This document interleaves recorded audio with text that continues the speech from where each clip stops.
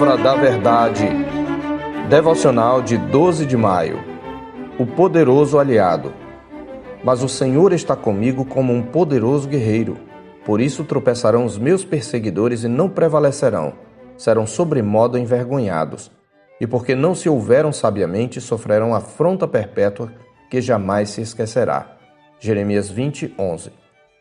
O profeta Jeremias era ainda um adolescente quando foi chamado a profetizar sob cerrada oposição, tanto de sua família como de uma coalizão dos sacerdotes e falsos profetas que apoiavam os desmandos dos reis corruptos e a desobediência do povo à aliança. Durante cerca de 40 anos, ele trovejou contra a corrupção moral e política da monarquia davídica e do clero de Jerusalém com coragem e indignação, pré-anunciando a invasão da Babilônia como instrumento do juízo de Deus, tanto sobre as elites como sobre o povo em geral. A recusa de Judá em arrepender-se e a indiferença do povo ao iminente juízo divino dilaceravam-lhe o coração, como ele fala no capítulo 14, verso 17. Pregando em tempos de apostasia, Jeremias enfrentou oposição e sofrimento vindos da própria casa do Senhor, de figuras proeminentes do seu povo. No capítulo 20, por exemplo, onde está inserido o texto da nossa meditação, o sacerdote Pazur, presidente do templo, feriu Jeremias e o meteu num tronco por um dia, conforme o verso 2. E dos versos 7 a 13 temos um lamento, no qual o profeta derrama sua queixa perante o Senhor. Vergado sob o peso acumulado da sentença pesada do Senhor sobre o seu povo, da angústia de ver a dureza do coração humano com lentes de aumento e das perseguições advindas do seu ministério, seu sofrimento algumas vezes tornou-se insuportável. Em sua crise, Jeremias expõe com franqueza sua fraqueza e até sua pecaminosidade. Não obstante, em meio à sua angústia, conforme o nosso texto, o profeta traz à memória o fato de que não está só. O Senhor está com ele como um poderoso guerreiro a garantir-lhe êxito. Esta verdade lhe dá certeza de que seus perseguidores tropeçarão e serão envergonhados. Por isso, mesmo em meio à tribulação e sofrimento por causa da palavra, ele louva, celebrando antecipadamente o livramento do Senhor, dizendo: Cantai ao Senhor, louvai ao Senhor, pois livrou a alma do necessitado das mãos dos malfeitores. No verso 13. Ao louvor, no entanto, segue-se outro lamento.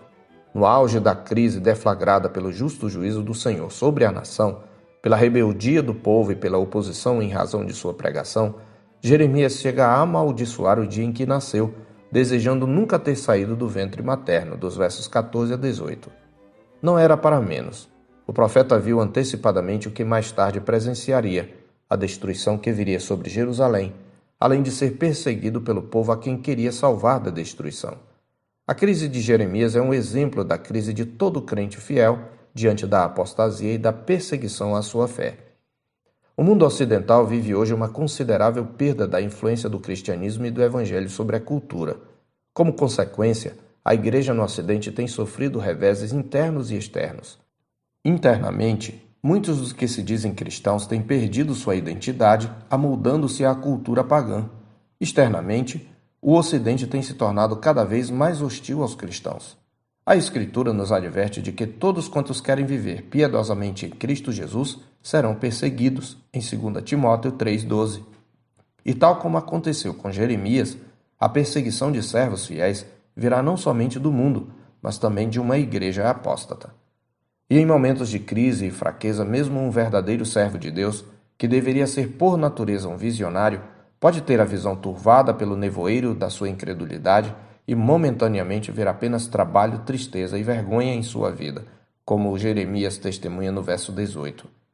Dada a inconsistência dos afetos humanos, isto pode acontecer logo depois de uma irrupção de louvor e confiança no Senhor, como ocorreu nos versos 11 a 13. Este aspecto do retrato é apenas para demonstrar que um verdadeiro servo de Deus é um vaso de barro a carregar o tesouro do Evangelho de Cristo, a fim de que a excelência do poder seja de Deus e não dele, como reconhece Paulo em 2 Coríntios 4, de 7 a 12. No entanto, o maior consolo do cristão perseguido é saber que suas tribulações em função de sua fidelidade à palavra de Deus e ao Deus da palavra o aproximam da imagem do seu mestre. Ele considera atentamente aquele que suportou tamanha oposição dos pecadores contra si mesmo, a fim de que não se fatigue desmaiando em sua alma, como o exorta Hebreus 12, 3.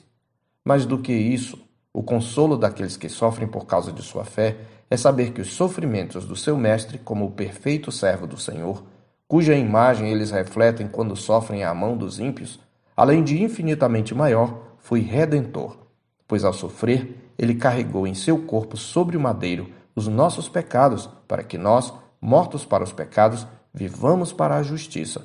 Por suas chagas fostes sarados, como está escrito em 1 de Pedro 2:24b.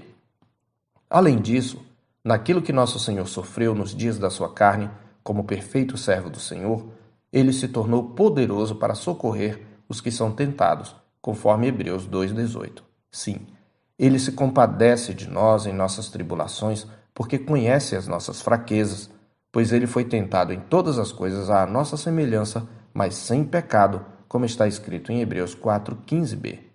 À luz do Evangelho, portanto, aplicamos a palavra de confiança de Jeremias a Cristo. Ele é o poderoso guerreiro que já venceu o pecado, a morte e o diabo e que está ao lado de todos aqueles que sofrem por serem cristãos. É por esta razão que nos exorta a Escritura em 1 de Pedro 4:19. Por isso, também os que sofrem segundo a vontade de Deus encomendem a sua alma ao fiel Criador na prática do bem. Eu sou o pastor Marcos Augusto, pastor da Terceira Igreja Presbiteriana de Boa Vista, em Roraima. Tenha um bom dia na paz do Senhor Jesus.